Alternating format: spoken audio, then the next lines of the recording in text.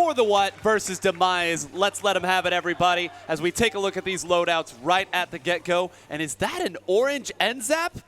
Excuse me? Are we in 2019 right now? That is very surprising to see. Not as, you know, we do see also the Ink Brush Nouveau, so that's not as surprising as it would have been had it not been brought out in that last set. On the opposite side of things, though, for Demise, we're seeing a lot more of a meta composition. The Kundra or the Kensa Undercover Umbrella, a very popular choice in the meta right now, confirm that special very easily, and having the safety and security of a baller in the form of that Slosher Deco gives you a nice midline presence. It does. A couple going down here at the start in Zero. We're going to be talking about him a lot, one of the best frontliners in the game. This is a tricky map to do because it has so much room on it. You need to be able to push in another way. Zero getting smacked by Power there, who moves up, and Power loves this position, the power position, if you will, going with the Fire Fin in order to take that. Intention saying right back at you, buddy. It's our turn to take this zone again. Yeah, Tension not really feeling too moved to get away from this area behind the grates here, but we talked about just before the match got started the Fire Fin. Both of these snipers bringing in the Fire Fin splatter scope to make sure that they can hit the objective with that suction bomb rush, and we can see Tension using it here. It is working out. That allows Demise to get their first zone of the day with a 2-down situation forced as well onto For the Whatt. Now they're going to have to establish control back in their court area before they're even comfortable moving back into mid. And what's been tricky so far is neither of these teams have gotten a full wipe situation. I may be speaking a little too soon here, but they've managed to only go 1 or 2 down, and that's really what is the hallmark of a great team, not getting pushed all the way out and at least giving yourself a chance to come back in. But now with Kyo running back around here and being an absolute nuisance, they may have found themselves a nice lockout. But once again, Tension saying, not so fast, Mr. Commentator, look what I can do.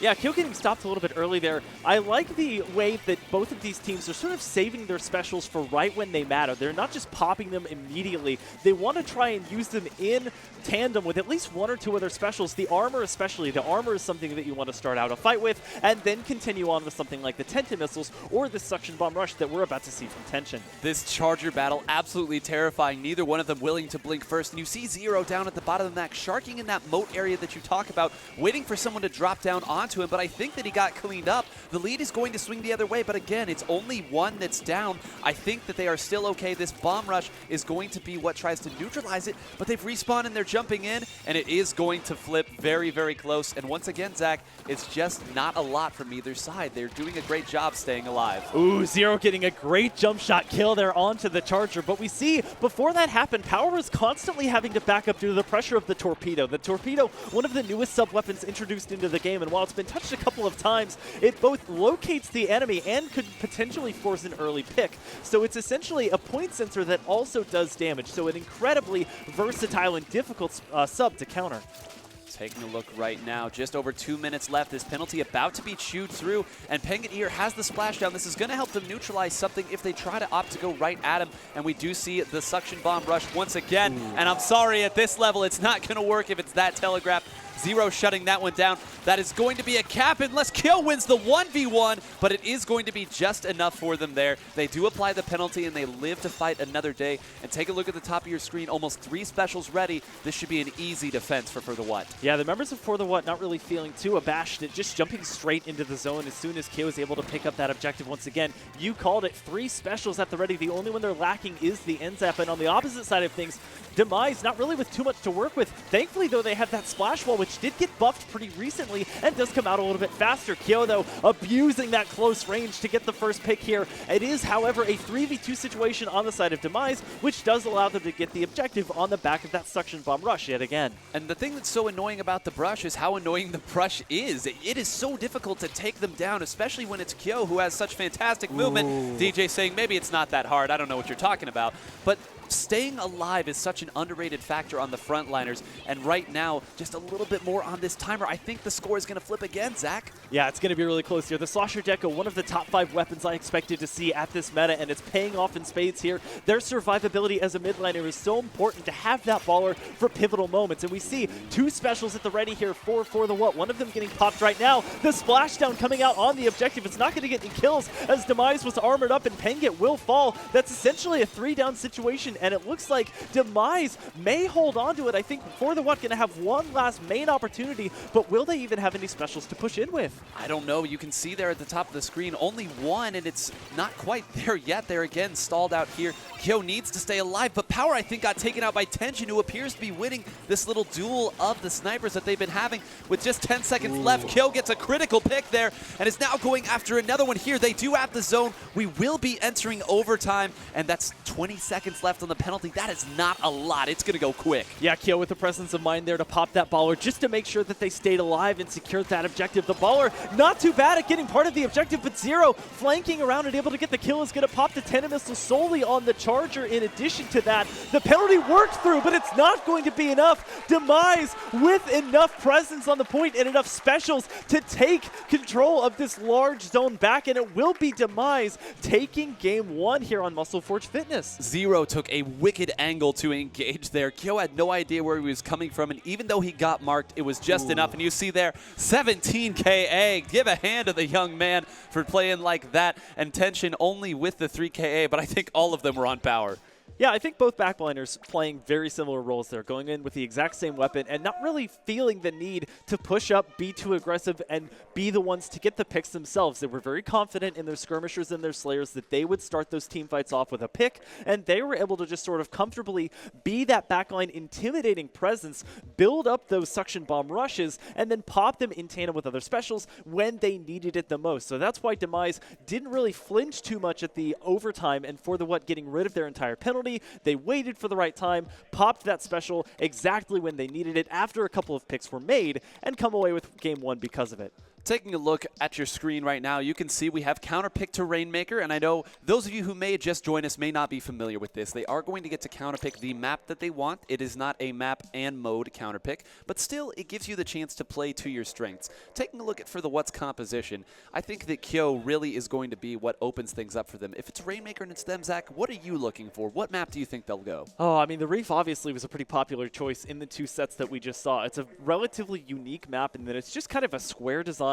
It's gone through a couple of retouches as well. The most popular ways to push the Rainmaker are usually through the far left-hand side hallway, which can be difficult to go through if the enemy team has a Stingray available, which usually gets brought in some form or fashion. However, if For the Whatt wants to come back in, they're going to need sort of the entire package. They're going to need an engagement special, so something like Ink Armor. They're going to need a zoning special or two. So the Tena missiles has been a surprisingly popular choice in this meta, where before it was definitely at the bottom of a lot of people's tier lists. And then they might need something like a baller just to kind of push in, almost reminiscent of something like Clan Blitz, where you want that initial skirmisher to go in, create some space, get some map control early on, and allow your Rainmaker to stay back with that long-range weapon and try to get a pick or two.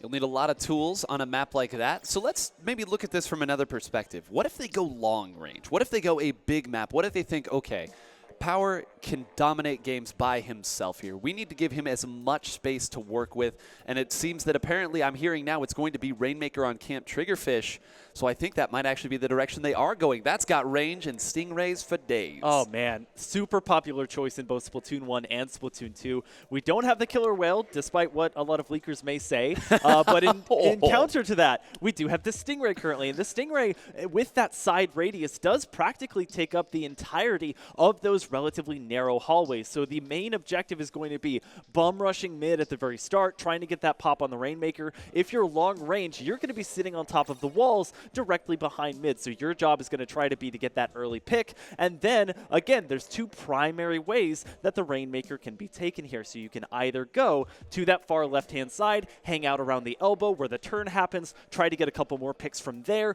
or if you have enough picks, if they're 2 or 3 down, you can just go straight through mid and try to climb up the wall that way. On the other side of that, too, if you have a player who can play a brush at the level that Kyo can, there's going to be a mobility factor on this map. One of the reasons that this map is so, I guess you could say, beloved or hated is because it's one of the only maps where if you pick the left or the right side, you're kind of committed to that. And while that's true on pushes, it's even more true on defense. If you commit too early, show your hand on defense too early, the other team can pivot to the other side. And like we said, Kyo with the brush will be able to paint a path that the Rainmaker can go down if he does opt to stay it. And I'm starting to think that that maybe that combined with the way that Power plays his Stingrays might be the reason they went this map. Yeah, it's going to be a dangerous journey no matter which way you go. If you go straight through mid, the spawn is literally right in front of you. There are no, except for one sponge, there are essentially no obstacles in the way of the team that is respawning. So if they have enough range, like you were talking about, if they go for more of a mid to backline composition, then they're going to have the opportunity to stop that Rainmaker before it even gets to the wall. But if you go left, if you try to go around that elbow, there's that entire graded section that you have to walk around and only one very slim box that you can use to swim on and get just a bit more speed. So it's essentially 2 or 3 team fights along that journey that you're going to have to win, and I highly, highly doubt we would see just a straight 100-0 push. Decisiveness is the name of the game on this map. Once you pick a side, you have to go with that, because remember in Rainmaker, if you are holding the Rainmaker, the opponent gets free special meter. We've seen what top-level Stingrays do to any Rainmaker push.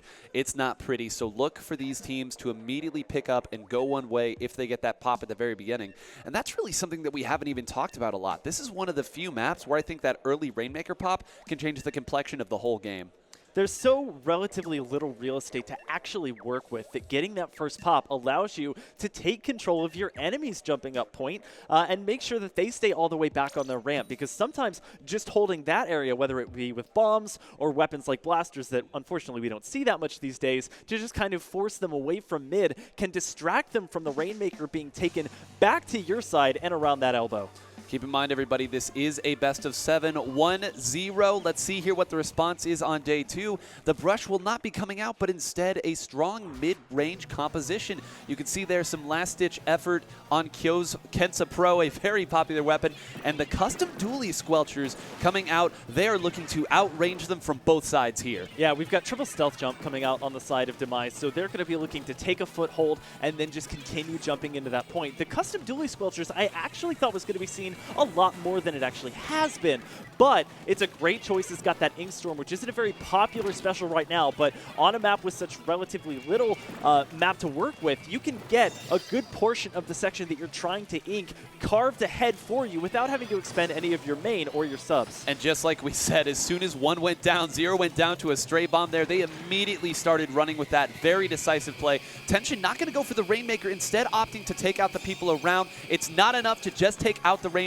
You have to clean your plate as well. Penguin is still down there and making them pay for not being thorough. Yeah, we talked about how devastating a Stingray can be just in those tight corridors, and it paid off in spades. 2 kills there. Kyo dancing on the hallway, and it turns out to be good enough for a trade. 2 down for both sides here. It's going to be the Slosher Deco left alive on the side of Demise, in addition to the Kensa shot. Both of those very popular weapons this tournament, and the Slosher Deco, I'm constantly surprised at how much survivability it gets. And this is why this map is so tricky right here. DJ can't jump in too early, opting to do it there a little bit ambitious with that push was Kyo, and DJ making them punish. I was about to say, probably shouldn't go in that quickly, and that is why DJ not allowing that to go any further. This is going to be the end of this push. They're not going to approach Power, not going to let themselves go 1 down for no real reason. Shift back to the mid. Let's try this again.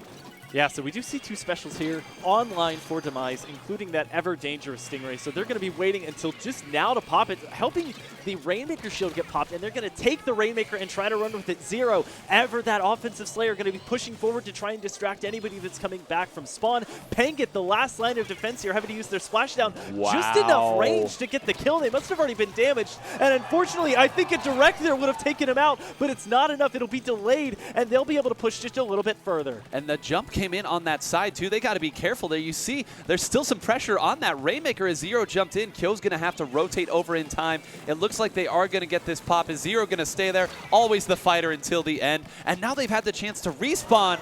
Kyo single-handedly shutting it down. Baby. Shimmy on him there. I love it. This is Splatoon. Dancing on a wall, dancing by myself, and dancing on your body is the name of the game here for Kyo. Able to get a quick double kill there without expending the Booyah Bomb. And oftentimes, that's the goal. You want your Booyah Bomb, especially on such a narrow map like this one, to be more of a zoning tool. And if it can get kills, that's great. But take a look at your screen here. All 4 specials online here for the Whatt. They're looking to take these last 2 minutes and make an immediate push to the 30s or 20s at least. It's imperative that none of them go down to anything small. A stray bomb, anything like that, a 1v1 gunfight, anything like that, they need to get all of those specials working at the same time. You can see they're trying to set it up right now. They're trying to see if they can get a stray pick themselves, but now it looks like the specials are back up on Demise's side as well.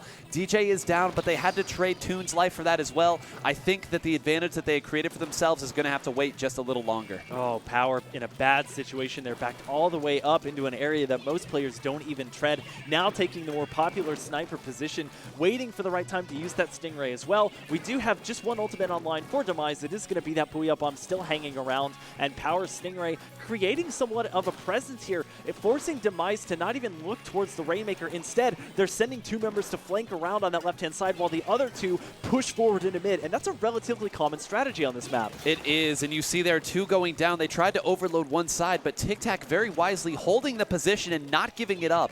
Oh, and that's what happens when you approach. That's kind of scary. I don't blame him for holding that position. But there's a dynamic we haven't really talked about, and that is trying to play defense on Rainmaker versus offense. When you are playing defense, you can sit back, you can build up your specials, and try to go about that way. That is why these teams are playing so conservative right now. They don't want to give any big advantages. Now is the time for them to make it, and Power wisely waiting to use his Stingray. For the Whatt, it's decided that this is the time to move. Power missing that shot just barely a 0, literally dancing around. The squid bag cost him his life, but was the clout worth it? Power throwing in a Splat Bomb there, and again, has hung on to the Stingray for over a minute now. Doesn't need it there to take out tension, looking for a second, and they're one of the last remaining members alive, but they're allowing, again, members of their team to jump in. Yet another kill there, not even fully charged, trying to find a second tap shot kill into tension. It takes 2 full members of Demise to finally finish them off. With just 10 seconds left, Tic Tac throwing that right there. They're trying to keep them away. They have to rush it. Penga gets the pick they need.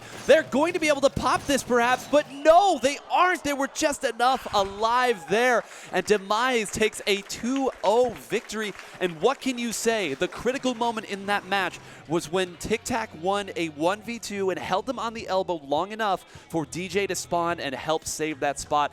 You can see there, Zero and Tic Tac both with the 10KA. They are up 2-0, and winning on the counter pick is a big, big deal. You know, in my mind, a deceivingly low kill affair for all of the pivotal moments that we saw in that match. So a couple of quick 2v1s ended up in favor of For the Whatt, but they really weren't able to do as much with it as I think that they would like. Their specials held onto for perhaps a second too long, not even using their Stingray at the times that they would like to.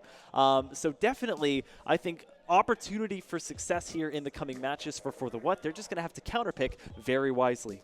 Tower control. This is going to be a really tricky one, because when you think of tower control, you think of aggressive teams that are willing to move in front of the objective and get the picks there. You don't want to sit on the tower where you are open and exposed. You want to be able to push forward and create space for yourself. I feel like this naturally favors Demise, the way that they have been playing. Anytime Zero can run forward at the enemies, he is going to. We said ever the fighter in that last game, he's going to continue doing that. So if you are For the Whatt, where do you go where you might already be at a disadvantage?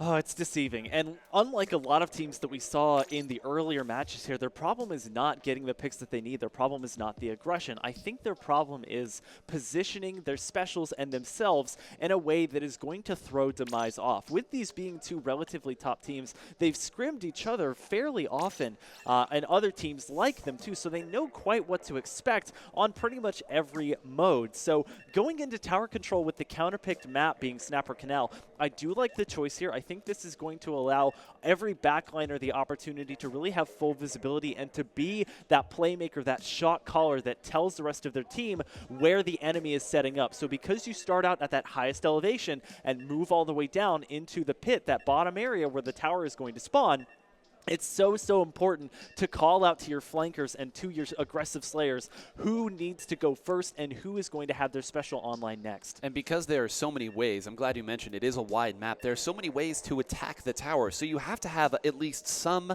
eyes, some sort of special, some sort of sub, looking from all those directions. The first checkpoint tends to go pretty quick, but crossing that devastating moat to get into the big numbers, that is really where this map is won and lost. I'm certain that the Chargers are going to be out here. Do you think that this will finally be the time that we see Kyo bring out the blaster? I hope so.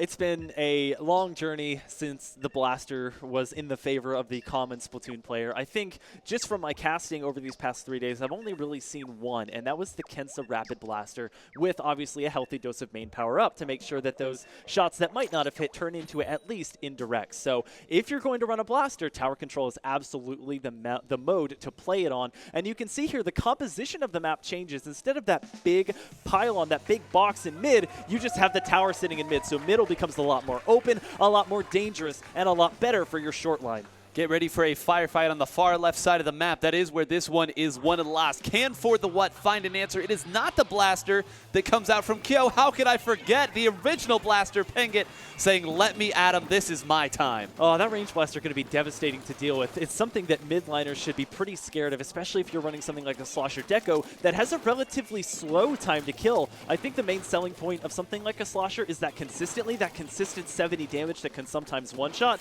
But if you're running a blaster, it is a heavy gamble. You are looking for that one-shot as often as you possibly can get it. And another weapon that we haven't seen a ton recently is the N-Zap. I think I've seen more N-Zap at this tournament than I have at any tournament in the last year, seemingly, because it does have that. But something that we have seen a lot of is Zero up in the face of power, and he is dipping and dodging and almost winning a crucial 1v1. Instead, that push is going to slow down there. 86, not a big deal whatsoever. But taking a look at the composition, that is a Tentatek splatter shot. That means Inkjet and Zach, a match made in heaven, Ink Armor and Inkjet. Oh, rare these days to see the Tentatek played over something like the Kensa splatter shot or even the normal splatter shot. I was expecting to see the N-Zap probably in my top 5 weapons to look out for in this tournament, but I could not have said that anything with an Inkjet on it was going to be played in this tournament just because of how many changes it's undergone, most of them being nerfs.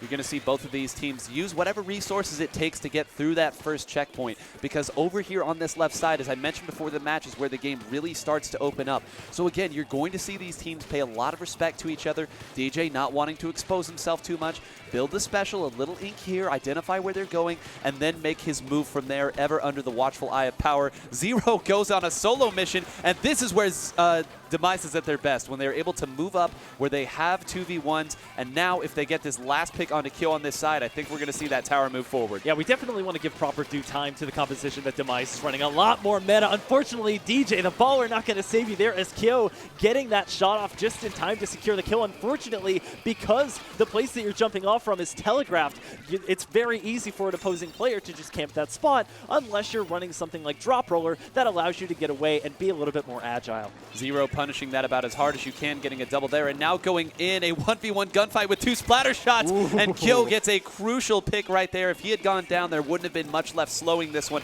Kyo's going to be able to move in right now. Gets punished by DJ with the preemptive baller.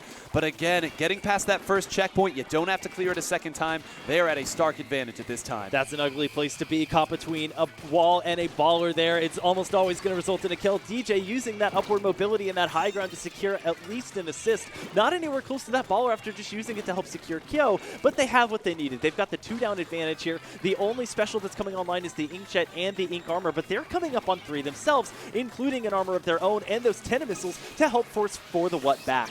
Anytime you see somebody go down to a wayward bomb, that's never good, and that was power. That was their last bastion of defense.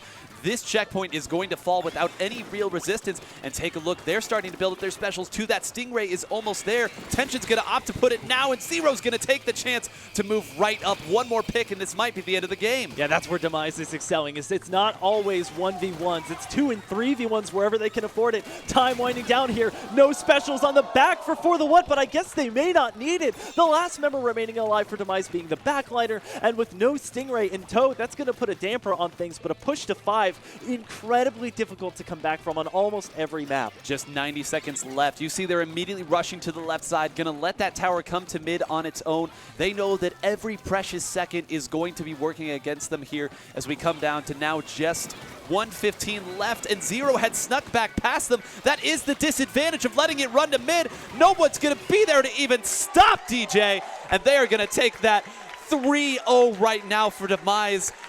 I was not expecting this, Zach. No, and I've put my hand on my forehead because I was looking at for the Whatt and how they were doing. They had dropped a player, but they still had 2 specials in tow. I was not expecting to see Power drop that early. You see 3 10 KAs and 0 topping the leaderboard with a 12 KA and 4 Tenta missiles thrown out. Fantastic performance there, and Demise shutting down a lot of their doubters so far with a 3-0 start to this game despite the counterpicking.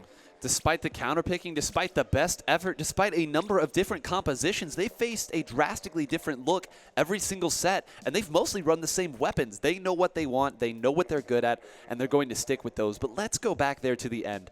We called out that they were immediately rushing to the left side, that they had to get some pressure if they were going to make a push that could possibly even come close to tying the one Demise did. And Demise just said, well, wait, if they're all left, and the tower's where we left it, let's just go there. Let's go get the tower. Let's get an easy win right there. And that is the difference in the dynamic of playing defense in Splatoon. When you force your opponent to use all of their resources and have to play perfectly to get a counter push that can match yours, there's going to be mistakes. They are going to have to be incredibly aggressive. That's going to give you chances in openings like that. And hey, 3-0, that's a pretty nice opening. Snapper Canal is a very deceiving map because you have those rectangles on the far left and far right hand side of the map that you don't even need to use if you don't want to. That drastically shortens the amount of space that you have to work with. Demise said, they're probably not expecting this. They're probably not thinking for us to go all the way around this relatively large map and try to get a kill that way. That's how they were able to secure so many 2v1s, because they had one player sort of expectedly wandering from spawn into mid, kind of hanging around those boxes, and one player going all the way around that rectangle to meet the player from behind, almost always resulting in a one-team fight for them. That's part of why their special, or their KAs rather, looked so consistent across the board, is because every single player pitched into those 1v1s, turning them into 2v1s. That's what we always say. Good players win 1v1s, great players win 2v1s. And that is how it's done right there. Speaking of done, for the What's almost done here in Winners Finals. Whoa. They need to find something here, a reverse sweep. They're going to have to win 4 in a row. It's going to start on Clam Blitz.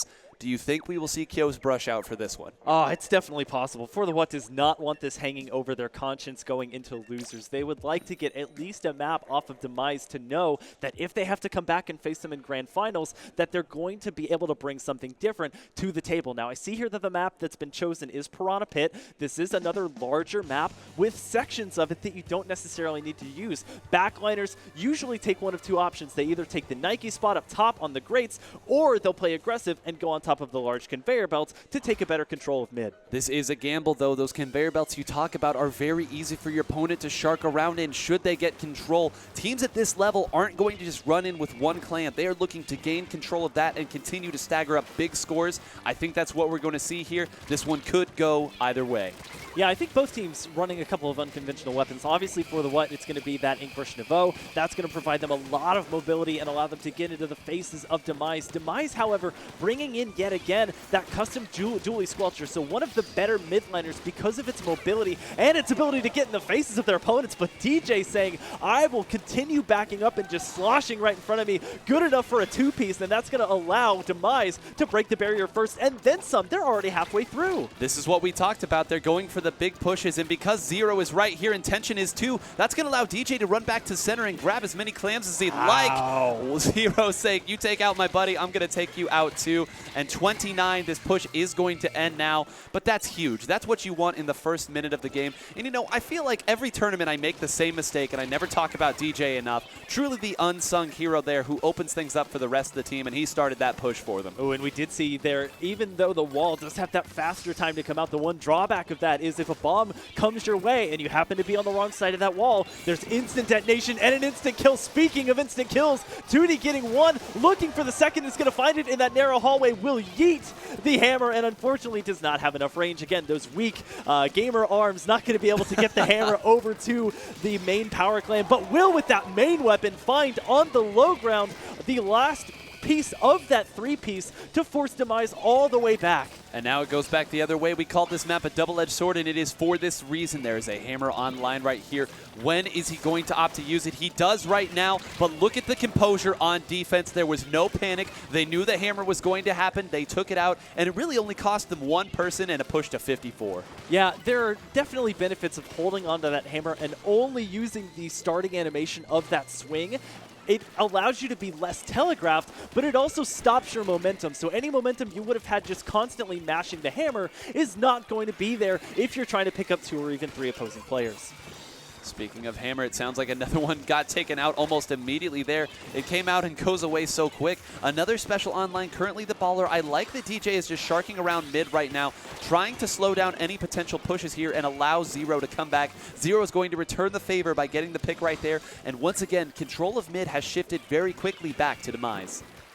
It's a tough battle, though. It is constantly going back and forth. Kill after kill is being traded, and every player seems to be a janitor. We see the jump in with that power clam. It's all the way back to spawn, so they're going to have to come up a little bit further while this barrier is broken, but just 3 clams remain for Demise to get. They have 4 at their disposal. 1 gets thrown in, but they just have 1 player left alive. Can they force some heroics? It's going to be Zero looking for them, but unfortunately going to opt to back up and just wait this one out. Smart move there, I would say. I would agree. No reason to try anything too big. It's going to take a power claim and just a little bit more for them to knock this one out. With just 1:45 left on the clock, there's going to need to be some heroics on for the Whatt side. They're going to need a power claim, which they have 2 of. They have the ammunition to make a big dent in this lead, but this Stingray needs to find a pick right here. It does not look like it's going to. They had pushed somebody up with hopes of using that Stingray to open up and make some easy picks for them. It's not going to happen, and returning the favor is going to be another Stingray. Yeah, Power for a while attempting to use that cushion or that pillow as a body block,